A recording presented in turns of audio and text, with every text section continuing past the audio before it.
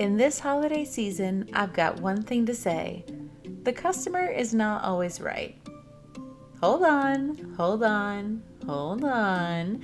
Before you let off steam in the comments, I've got another thing to say. The employee is not always right either. Retail is a hot topic in December. I've done my time with the emotional scars to prove it. Hello, hello. Welcome to What's Harpenin, the podcast that's music to your ears. I'm your host, Ren Harper. While we transition into our topic today, take a second to hit that subscribe button. Ring that alert bell so you'll get notified every time I post a new pod. All right, 3, 2, 1, let's jam.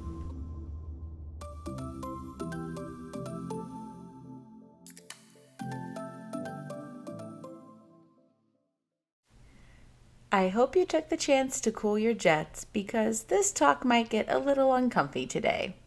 That's okay though. We all deal with the service industry in some capacity, so it's important to discuss ways to better understand each other. Okay, a bit about how I typically move in the retail world or any space that requires me to interact with someone helping me. My fellow store associates, let me know in the comments if you can relate to this. When I'm shopping, I will exhaust all possible options before I ask an employee for assistance looking for something, unless I'm in a rush. The meandering is a nice way to get my steps in, at least. Really, though, I know how it feels to be on the other side of the name tag. I take the path of least possible humiliation, so if I do have a question, it's because I've been out in this tiled wilderness for 40 years and I just need some water from a rock, man. Actually, I think I've perfected my routine so much that from time to time, other customers will come up to me and ask me where things are. I must have a face like I know what I'm doing. I gave you a hint of background so you'll know I'm serious when I say, number 1, just be nice. A little compassion goes a long way. Not only are we fallible humans, sometimes technology mishaps come up with a string of other variables. Most of my time in retail is more of a blur or blackout by this point, but there are a few stories that still stick out in my mind. For now, I'll spare the details and focus on the bigger picture. The title of today's episode is Commercial Christianity. While that can be interpreted in multiple ways, we'll be looking at the basic root, commerce. It comes from the Latin commercium, for trade. When we go to purchase a good or service, we trade money for those things. Duh, Captain Obvious. Well, I looked up the etymology of purchase also. I think much of the time we don't really appreciate how language is shaped and how it shapes the world. It comes from the Old French word pourchasser, seek to obtain or bring about, to hunt. Chase is in the modern version of it, and I know I personally at least never realized the connection. You might be thinking, what in the world are you on about, Ren? I thought this was about Christianity, and you're talking about shopping? That's a fair point. You'll learn quickly that when I'm given the chance to dissect something, it looks more like convolution before it becomes conclusion. On the surface level, it's a nice little reminder for the holidays to everyone to not be a menace. Shameless plea for my customer-facing comrades. Diving a little deeper, though, I have a question. When are you a Christ follower? All the time? Once a week on a Sunday? Twice a year on major holidays? We're called to be the image bearers of Christ. That means even when you're shopping. Sure, a lot of frustration comes up. Out of stock, order delay, store associate was rude, long lines, parking is a mess, other shoppers' attitudes. In the midst of that, how well are you representing him? Sometimes that could just be keeping your mouth closed when about to spit fire. Striving to operate in the fruits of the Holy Spirit has helped me stay centered. Not always easy, whether as a consumer or on the service side. After having been in customer service for so long, I even tend to enjoy being a training opportunity because someone will have learned the correct process and I get to be patient while they do so. Learning under stress is really not ideal if it can be avoided. And making someone's job unnecessarily harder also hurts your experience in the end. Nobody's perfect. We all have bad days. I'm just here to bring some perspective. I've pretty much always considered my life a mission field. So now, talking from the other side of the name tag, I can share some connection points I've had throughout the years. Not to be boastful, but to show that there's always more than meets the eye. My first job was in a big box retailer. For a time, I used to have to be there at 7 a.m. on Mondays to prep for the training of the week. That's early for me, especially when my sleep habits were all sorts of messed up. No matter what, though, I always try to have a cheery disposition at work because it's not everyone else's fault I'm tired, and it helps me stay out of my head a little bit. Anyway, one morning, my manager lets me in. For whatever reason, she appreciatively remarked something to the effect of, you always have a smile on your face when you come in. Fast forward to more recent years, one of my coworker friends at a different job said on shift, "You know what I love about you? No matter what you're going through, you're always smiling when you come in here. You can't even tell that you're having a bad day." Friends, you never know who's paying attention to how you carry yourself. That sounds intimidating and weighty, but it's also an opportunity to live our life as a witness. There's a lot to unpack here. Tell me below if you want to get into it further. But generally, leaning into that verse, "The joy of the Lord is my strength," can be a powerful thing for those in your life to see, especially when it doesn't make sense. It's not just being happy, grinning and bearing it. Well, sometimes it is. You gotta do what you gotta do. The more we can transition that into resting into the grace of God that has been given to us for the day, the less scathed we come through it. The next two examples are from my first job. I was catching out a lady in her late 30s, early 40s.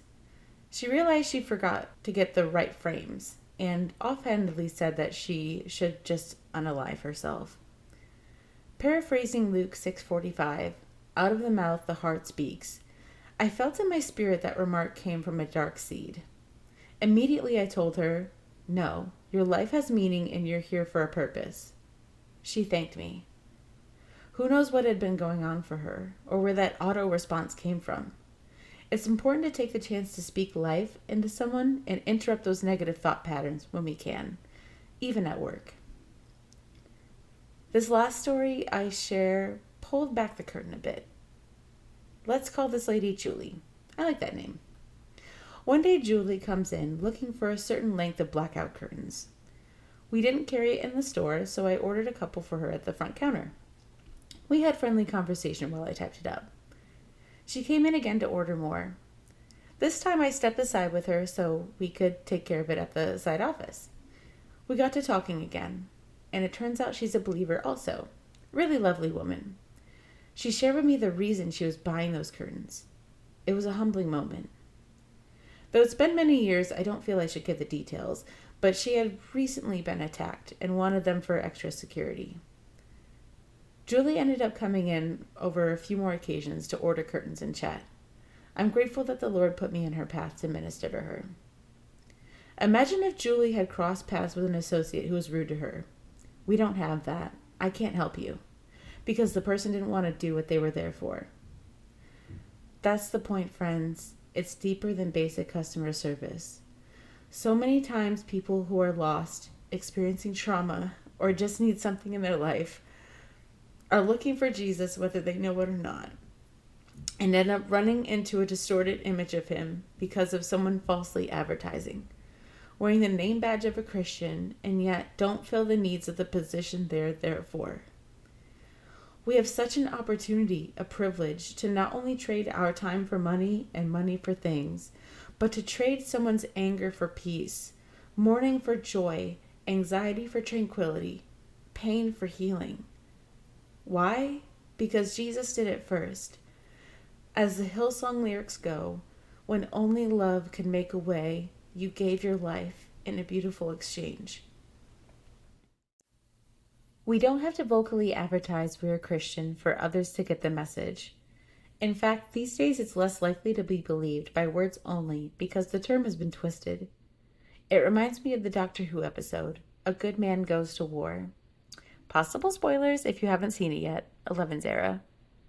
The Doctor is at the base because his friend's baby was kidnapped and they're all there to save her. River's Song, a recurring time hopper, and his wife, I can't remember if they're married by this point. Time is all wibbly wobbly in the show. Anyway, they're in the thick of the tension and they see how advanced the military efforts are of the group who is doing this. I'm taking this quote from IMDb. The Doctor says, "You think I wanted this? I didn't do this. This wasn't me." River Song replies, "This was exactly you. All this, all of it. You make them so afraid. When you began all those years ago, sailing off to see the universe, did you ever think you'd become this? The man who can turn an army around at the mention of his name. Doctor, the word for healer and wise man throughout the universe. We get that word from you, you know. But if you carry on the way you are, what might that word come to mean? To the people of the Gamma Forests, the word doctor means mighty warrior. How far you've come.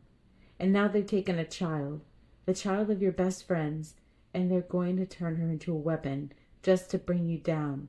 And all this, my love, in fear of you." What kind of commercial is your life for Christ?